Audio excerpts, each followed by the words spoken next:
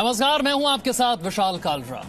भले ही केंद्र सरकार ने कोरोना संकट की वजह से लड़खड़ा रही अर्थव्यवस्था को संभालने के लिए 20 लाख करोड़ रुपए का आर्थिक पैकेज देने का ऐलान किया है, लेकिन देश के लगभग हर कोने से इन दिनों मजदूरों की बेबसी और उनकी मजबूरी की तस्वीरें आ रही हैं, उनके पलायन की तस्वीरें आ रही हैं। लॉकडाउन की वजह से कई हफ्तों से बड़े शहरों से फंसे हुए बेरोजगार मजदूर सड़कों पर पैदल ही अपने अपने गांव कस्बों की तरफ बढ़ रहे हैं। कुछ दिन पहले महाराष्ट्र के औरंगाबाद में श्रमिक ट्रेन पकड़ने के लिए निकले 16 मजदूर मालगाड़ी से कटकर मारे गए। अब पलायन के लिए निकले इन मजदूरों की सड़क हादसे में मौत की खबरें आ रही हैं। इन मजदूरों की मजबूरी पर सियासत भी हो रही है। विपक्षी दल मजदूरों की बेरोजगारी को मुद्दा बनाकर केंद्र और उसके राहत पैकेज पर निशाना साध रहे हैं। राहुल गांधी सड़क पर कुछ मजदूरों से मिलने के दौरान अपनी फोटो तो खिंचवाते हैं, लेकिन जब उन्हीं में से कुछ बेबस लोग राहुल गांधी से मिलने के लिए उनके घर पहुंचते हैं तो उन्हें धिक्कार दिया जाता है। आज सड़क पर निकले लाखों मजदूरों की जुबान पर शायद अपने लिए एक ही शब्द है, मैं मजबूर हूं, मैं मजदूर हूं। और वित्त मंत्री निर्मला सीतारमण ने राहुल गांधी को नाटकबाज बताया है। हमें नाटकबाज कहा जा रहा है। निर्मला सीतारमण ने पहले यह कहा, उन्होंने कहा कि कांग्रेस पार्टी हर रोज जब हम प्रेस कॉन्फ्रेंस करके जानकारी देते हैं कि अर्थव्यवस्था के लिए क्या किया जा रहा है तो हमें कहते हैं कि हम नाटक कर रहे हैं। वित्त मंत्री ने सवाल पूछा है कि क्या मजदूरों से रास्ते में बैठकर बात करना यह नाटक नहीं है क्या? सोनिया गांधी जिम्मेदारी के साथ बात करें मजदूरों के मुद्दे पर। मजदूरों की समस्या को हल करने की तरफ हमें बढ़ना चाहिए। मजदूरों के लिए जितना हम कर सकते हैं हम कर रहे हैं, और ऐसे हालात में मजदूरों के लिए जितना भी करें वो कम है। वित्त मंत्री की तरफ से ये बातें कही गई हैं। मजदूरों के मामले में राजनीति नहीं होनी चाहिए।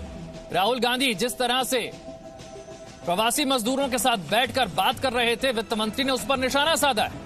वित्त मंत्री ने कहा है कि हम जब अर्थव्यवस्था को रफ्तार देने के लिए प्रेस कॉन्फ्रेंस करते हैं तो कांग्रेस पार्टी उसे नाटक बताती है, तो फिर राहुल गांधी ने जो किया क्या वो नाटक नहीं है?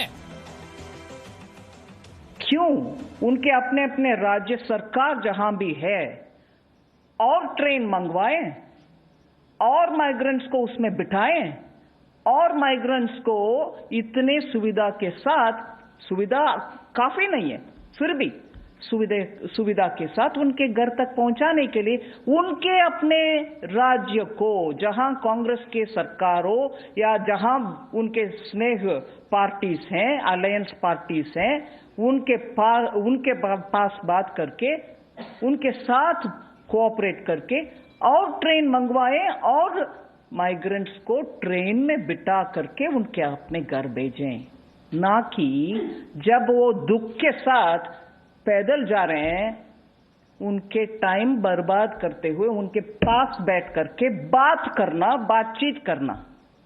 उससे बेहतर होगा उनके साथ पैदल जाकर के उनके बच्चे को, उनके सूटकेस को साथ कैरी करके बात करते चलते। कांग्रेस पार्टी बोलते हैं ये ड्रामाबाज हर दिन।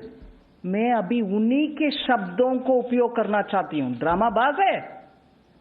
कल जो हुआ माइग्रेंट को उनके रास्ते पे चलते हुए बगल में बैठ करके बातचीत करने का, वो समय है क्या? वो ड्रामाबाज नहीं है क्या? मैं ऑपोजिशन पार्टी को हाथ जोड़ करके विनम्रता से कहना चाह रही हूं, माइग्रेंट्स का विषय में हम सब साथ होकर के काम करना है। मनीष शुक्ला ज्यादा जानकारी के साथ हमारे साथ है। मनीष, मजदूरों की मजबूरी पर आखिरकार सियासत क्यों हो रही है?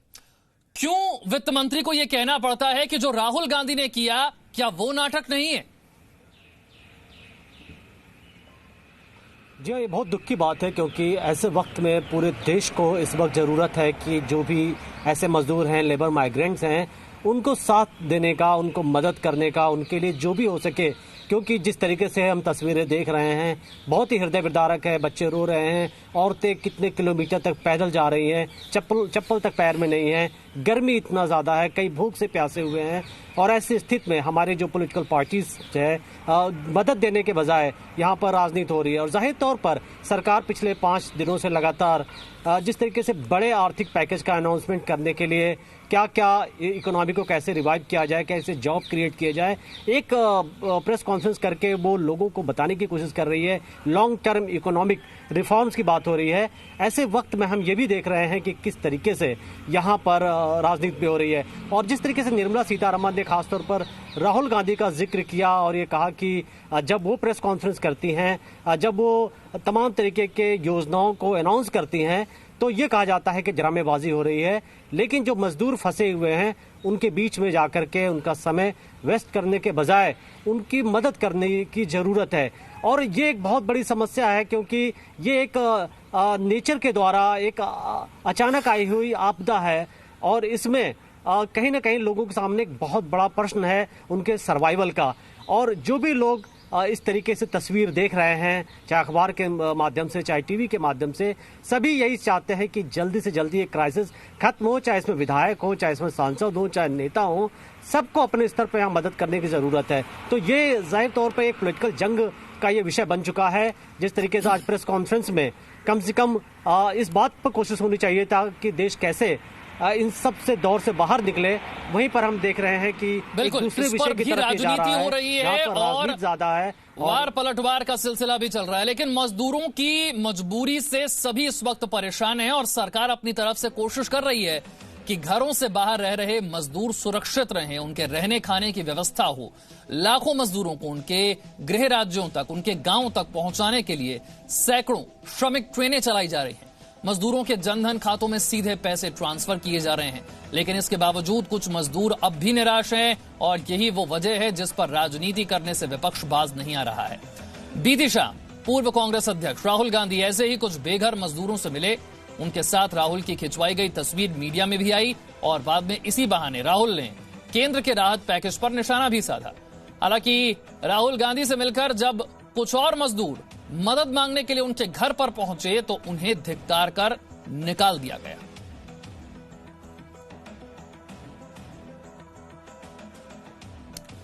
विशाल पांडे हमारे साथ ज्यादा जानकारी के साथ है। विशाल, एक तरफ तो राहुल गांधी तस्वीरें खिंचाते हैं उन प्रवासी मजदूरों के साथ सड़क पर, लेकिन जब वही मजदूर उनसे मदद मांगने के लिए उनके घर पर जाते हैं तो उन्हें धिक्कार दिया जाता है।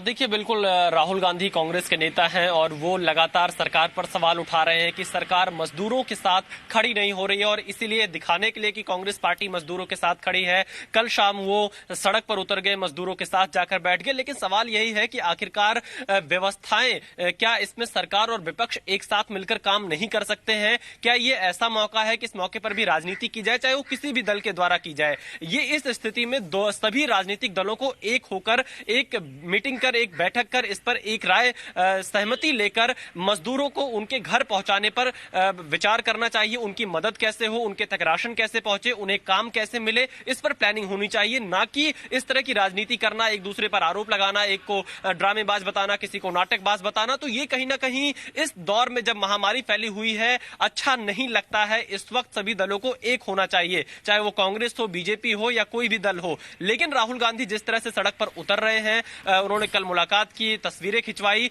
वो भी कहीं ना कहीं एक पॉलिटिकल स्टंट माना जा सकता है। लेकिन राहुल गांधी अगर इन लोगों की मदद करें तो ज्यादा अच्छा होगा, चाहे वो उन्हें प्रधानमंत्री हमारे साथ बने रहिए। जिस बात का जिक्र मैंने अभी आपसे किया, जरा वो दर्शकों को भी दिखाते हैं।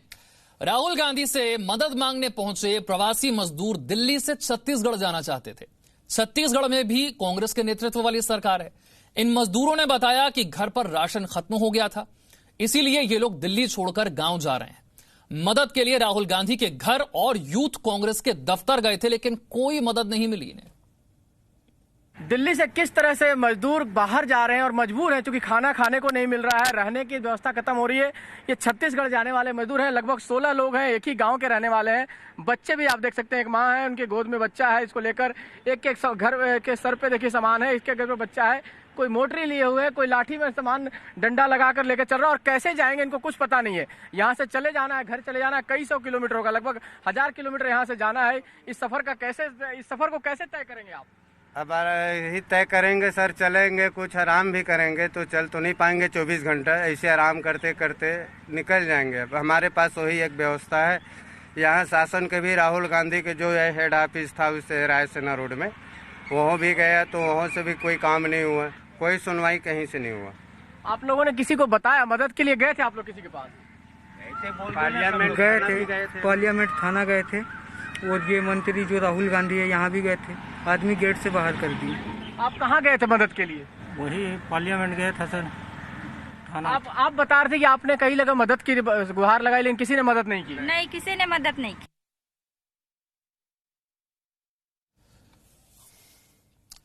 और ऐसा नहीं है कि प्रवासी मजदूरों के जख्मों और पलायन की मजबूरी पर नमक छिड़कने वालों में सिर्फ राहुल गांधी हों। यूपी की योगी आदित्यनाथ सरकार के मंत्री उदय भान सिंह ने तो आज मजदूरों पर ऐसा विवादित बयान दे दिया जिसके बाद उन्हें माफी मांगनी पड़ गई। रोज भुगत रहे हैं, रोजाना इसी काम को कर रहे हैं। हमने जगह जगह स्टॉल बना रखी हैं, खिचड़ी बना रहे हैं, खाना बना रहे हैं, भट्टियां लगा रहे हैं, वहीं रोक रहे हैं। कुछ लोग रोक रहे हैं, कुछ लोग नहीं रोक रहे हैं। खेतों में से भाग रहे हैं, मेड़ों पे से भाग रहे हैं, ऐसे भाग रहे हैं जैसे चोर और डकैत हैं। हम उन्हें बुला रहे हैं, पानी पिला रहे हैं, कुछ मान रहे हैं, कुछ नहीं मान रहे। तो चाहे बीजेपी हो चाहे कांग्रेस हो, नेताओं के जो बयान हैं वो मजदूरों के जख्मों पर नमक छिड़क रहे हैं। यूपी में बढ़ते कोरोना के मामलों को देखते हुए योगी सरकार ने आज कानपुर, लखनऊ समेत अपने कई शहरों के बॉर्डर को सील कर दिया है, जिससे पिछले कई घंटों से लखनऊ कानपुर हाईवे पर जाम लग गया है। पिछले कई दिनों से दिल्ली और दूसरे राज्यों में बसे यूपी के प्रवासी मजदूरों की घर वापसी जारी है। ये मजदूर पैदल ही अपने परिवार के साथ सैकड़ों किलोमीटर का सफर तय कर अपने घरों को जा रहे हैं। मजदूरों को इस बात का इल्म है कि उनका ये पलायन कोरोना संकट को सीधा बुलावा दे सकता है, लेकिन मजबूरी में मजदूर इस जोखिम को लेने के लिए तैयार हो गए हैं।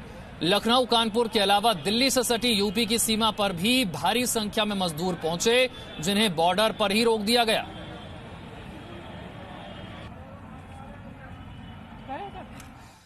यूपी में प्रवासी मजदूरों की एंट्री रोके जाने पर अब राजनीति भी शुरू हो गई है। समाजवादी पार्टी के अध्यक्ष अखिलेश यादव ने ट्विटर के जरिए यूपी की सरकार पर निशाना साधा है।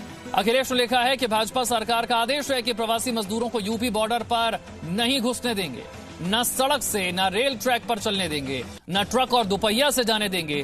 भाजपाई गरीब विरोधी नीतियां ही लोगों को गैर कानूनी काम करने के लिए बाध्य कर रही हैं। ऐसा करो बाबू, गरीब की जिंदगी पर ही रासुका लगा दो, ये निशाना साधा है योगी सरकार पर। दूसरी तरफ बहुजन समाज पार्टी अध्यक्ष मायावती ने भी आज प्रवासी मजदूरों के पलायन को बीजेपी सरकार की नाकामी बताया। मायावती ने लिखा है कि बीजेपी शासित राज्यों में भी प्रवासी मजदूरों की लगातार हो रही है घोर उपेक्षा के कारण काफी श्रमिकों के परिवारों को आए दिन दुर्घटना का शिकार होना पड़ रहा है, जिसमें अभी तक इनकी काफी दर्दनाक मौतें भी हो चुकी हैं, जो अति दुखद है। विशाल पांडे हमारे साथ लगातार जुड़े हुए। विशाल, योगी आदित्यनाथ सरकार का स्टैंड क्या है? क्या बॉर्डर इसी तरह से सील रहेंगे? जो श्रमिक यहां पर आना चाहते हैं उनके लिए इंतजाम कैसे होगा? क्योंकि हम देख रहे हैं राजनीति तो काफी तेज हो गई है। देखिए विशाल, बिल्कुल, क्योंकि कल जिस तरह से औरैया में हादसा हुआ उसके बाद से यूपी सरकार ने ये आदेश दिए हैं कि यूपी की सीमा में पैदल कोई मजदूर ना चले, और इसके अलावा बसों के इंतजाम करने के निर्देश दिए गए हैं। और साथ ही साथ उन डग्गामार वाहनों में भी, चाहे वो ट्रक हो या दूसरे वाहन हो जिसमें यात्री नहीं जा सकते हैं, उसमें यात्रा ना करे प्रवासी मजदूर। इसको लेकर सख्त हिदायत पुलिस प्रशासन को दी गई है, जिसके बाद से कुछ जिलों की सीमाएं सील की गई हैं। और इसी वजह से मजदूर जो सड़कों पर हैं वो वहीं पर फंस गए हैं, उन्हें आगे नहीं बढ़ने दिया जा रहा है। हालांकि बसों के इंतजाम के निर्देश जरूर दिए गए हैं, लेकिन अभी भी उन बसों का इंतजाम नहीं हो पाया है। चाहे आप दिल्ली यूपी बॉर्डर देख लीजिए, जब गाजीपुर का इलाका हो, या फिर जो हम लखनऊ से तस्वीरें इस वक्त देख रहे हैं या कानपुर से जो तस्वीरें देख रहे हैं, यहां सब भारी संख्या में मजदूर फंसे हुए हैं। तो उम्मीद ये जताई जा रही है कि शायद यूपी सरकार देर शाम तक बसों को लेकर कोई फैसला ले सके। जो लोग फंसे हुए हैं, जो बीच सड़क पर है, जो ना आगे जा पा रहे ना पीछे जा पा रहे, कम से कम उन्हें अपने घर तक पहुंचाया जा सके, इस पर शायद सरकार कुछ फैसला ले। लेकिन फिलहाल अभी तक क्या इस पर स्थिति है, ये बिल्कुल साफ नहीं कर पाई है यूपी सरकार, और इसीलिए इस पर राजनीति बिल्कुल तेज हो गई है। समाजवादी पार्टी के अध्यक्ष अखिलेश यादव ने योगी सरकार पर निशाना साधा, बीएसपी अध्यक्ष मायावती सवाल खड़े कर रही हैं। तो सरकार ये बार बार कह रही है कि हमने श्रमिक स्पेशल ट्रेन चलाई है, बसें चला रहे हैं, लेकिन जो मजदूर इस वक्त सड़क पर फंसे हुए हैं उनको लेकर सरकार का क्या प्लान है, इसका इंतजार सभी को है। विशाल, बिल्कुल, मजदूरों को लेकर क्या प्लानिंग है उसे लेकर साफ तस्वीर रखनी होगी हर राज्य सरकार को। लेकिन पश्चिम बंगाल का हाल क्या है, जरा ये भी समझते हैं। पश्चिम बंगाल की सीएम ममता बनर्जी ने बड़ा फैसला लेते हुए ऐलान किया है कि दूसरे राज्यों से बंगाल आने वाले प्रवासी मजदूर अगर श्रमिक ट्रेन के जरिए घर वापस लौटते हैं तो इनका पूरा किराया पश्चिम बंगाल सरकार उठाएगी। ममता के इस फैसले को एक बड़े राजनीतिक कदम के तौर पर देखा जा रहा है, और इस पर बात करने के लिए हमारे साथ पूजा मेहता हैं। पूजा, किस तरह से श्रमिकों को वापस लाया जाएगा, उनके लिए ट्रेनों का इंतजाम क्या होगा, किराया कौन उठाएगा, इसे लेकर बहुत राजनीति हुई है पिछले कुछ दिनों में। अब स्थिति क्या साफ हो पाई है, कैसे लाए जा रहे हैं मजदूर, उनकी संख्या कितनी?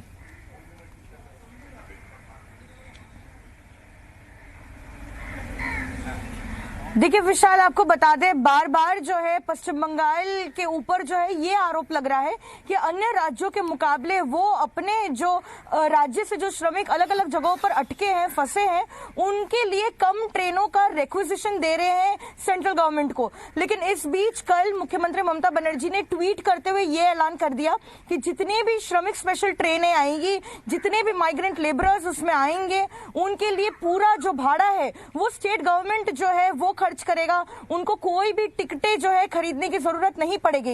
लेकिन इस बीच हम आपको बता दें, क्योंकि पिछले कुछ दिनों से हमने कई ऐसे इलाकों से ग्राउंड रिपोर्टिंग की है जो नेशनल हाईवे पश्चिम बंगाल राज्य से जुड़ते हैं, वहां पर हमने देखा ये जितने भी प्रवासी मजदूर जो ट्रेनों से आते हैं वो एक बार रेलवे स्टेशन जब पहुंच जाते हैं उनको बाई रोड ट्रैवल करना होता है। अब कई ऐसे मजदूर हैं जो अन्य राज्य से पैदल आ रहे हैं या फिर साइकिलों में आ रहे हैं।